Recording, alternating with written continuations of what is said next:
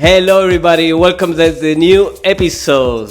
We here in the new Guernica, of course, and we like to dive in the music of FRIZZY Mcguire. Hello. Hello.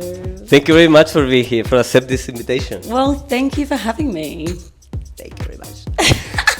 for a start, I'd like to know, always is the same actually in any interviews. You can find this kind of question, but what sparked you interested in the music? Why do you, or when do you decide play music like DJing or converting that DJ? I was the first person in my town to get LimeWire. Do you remember LimeWire? Wow. LimeWire was like the first music downloading program that you could get ever. And my computer had it. We were like one of the only people that had it around. And I would just make party mixes for everyone. So I would illegally download all this music. Don't illegally download anymore, but I would illegally download all this music, make these sick party mixes of like all the different songs that maybe it was like hot for now, but then I also really liked a lot of older stuff as well. And yeah, I used to like give them out to people at school. So that's where it kind of started.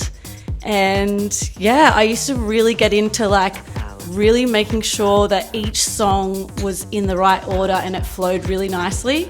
And I had no idea that was like, you know, a technique that you use when you are DJing. It's like creating that story and creating that flow. So that's kind of where it started. And then I just continued doing that, and my love for music was like incredibly strong. And I think it was when I actually moved to Melbourne, someone said to me, "Oh, you should be a DJ." And I was like, "Oh, okay." So yeah. This is a good place for started. Yeah. So that's how many years you're DJing? Ooh. Like here in Melbourne? I've been in Melbourne for 10 years, and I've probably been DJing for 5. Like honestly, I don't know. So I don't know how to answer that question because I do not know. But maybe 5 years, I'd say. But always in the same style, like disco thing, house. Well, I did. No, I started with disco. I was like mad crazy about disco, and I started with mixing records, and I honestly had the hardest time trying to mix like all these different old school disco tracks together, to the point where I was like, I just don't know if I can be a DJ. And then it wasn't till other people were like, "Oh no, you should try something with a fatter beat and something that's like, you know, gonna like have a bit more of a easy mix, and it's the disco music that the BPM can change, and like trumpets might come in here and different things can come in there." So I did start using different styles of music, and then I found my pathway going into more like electro-y kind of like, I guess, music in that sense, and that helped me with those like big chunky fat beats that I could hear. But yeah, I honestly play so much different types of music. Like if you were to ask me, I just couldn't answer it. Just come to a frizzy set. But the good thing is that every genre have the subgenre, so you can mix the different. It's not done like a straight Italo disco. You can make like different, like a kind of little more housey, and then you can of course, yes. This is a good house, thing. Bit of house, bit of this, bit of that, all that jazz and jazz. Yeah, I not feel maybe Melbourne have this kind of vibe. You know? What do you think about the disco housey style in Melbourne? What do I think about it? Yeah, I think it's fun. I think it's, you know, it always gets people up on the dance floor. Because we have a niche, right? Some people feel like it's overused and we're all like, "Oh, disco," but then you see everyone on the dance floor just like losing their mind when, you know, certain tracks come on. And, you know, you can dig disco hard. Like, you don't have to be digging the classics. Yeah. You know, you can actually go so deep into so much crazy stuff. Yes, I think it's impossible no move when you hear like disco, right? Because it's so fun and it's so, I don't know, like ears like very.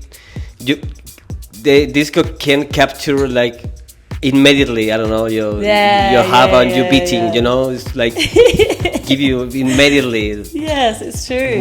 Move you. It's not that like techno, no? Because the techno is not for everybody. It's not for everybody. But I think I do disco like techno as well.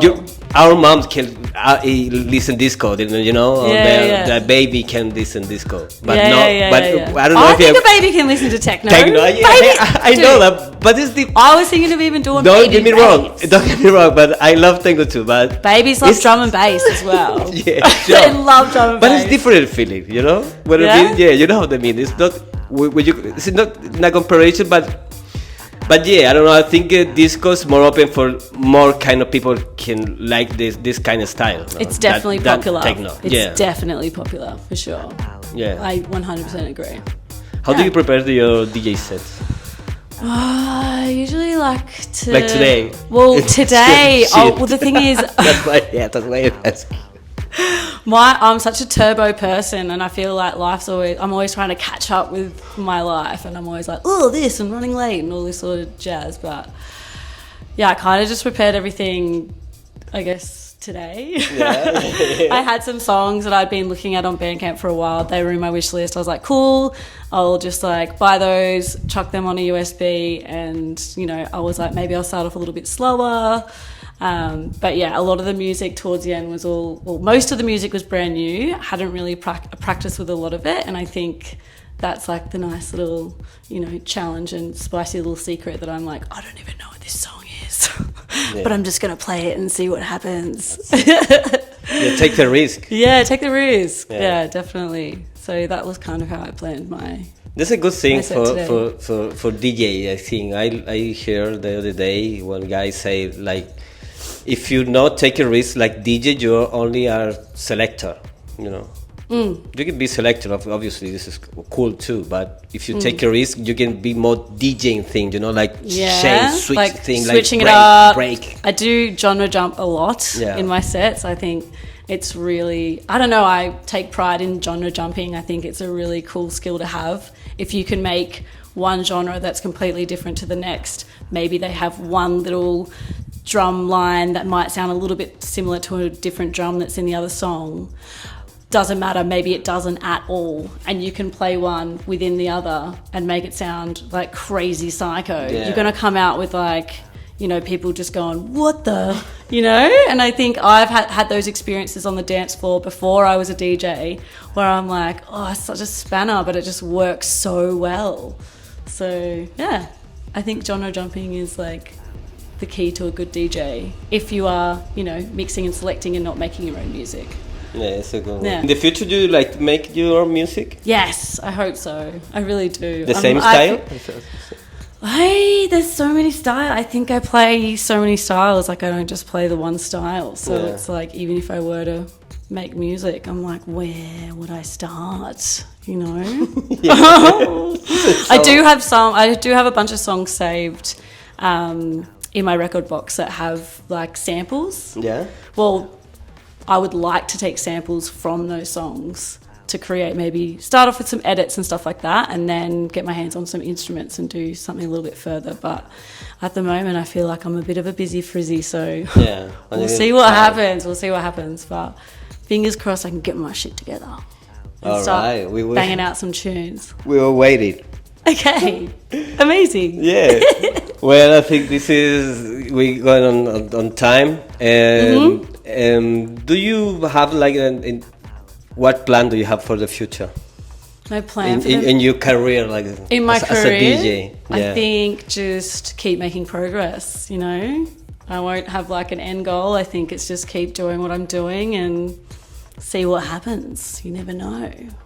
Like life is like that, you know. You open the door, but you don't know. You don't know what's going to happen tomorrow. But just keep playing tunes and having some fun, and you know, just keep doing what makes you happy, and that's what makes me happy, I guess. Yeah, this is it. That's it. This is the gift for the life. It is. You follow your happiness. This is it. I say. Yes. The life is so short, so why we not be happy? You know. Yeah, that's so sweet. All right. Well, thank you so much for this interview. It's so chill this week. It's so and thank you everybody for listening, for seeing this interview, and for follow us at this kind of actually new. We have a chill chip and ouch. So this is so grand new Guernica, of course. So well, thank you very much for everybody see this interview. Thank you very much for opening your heart, and see you the next time. Bye. Bye. See ya. It's so.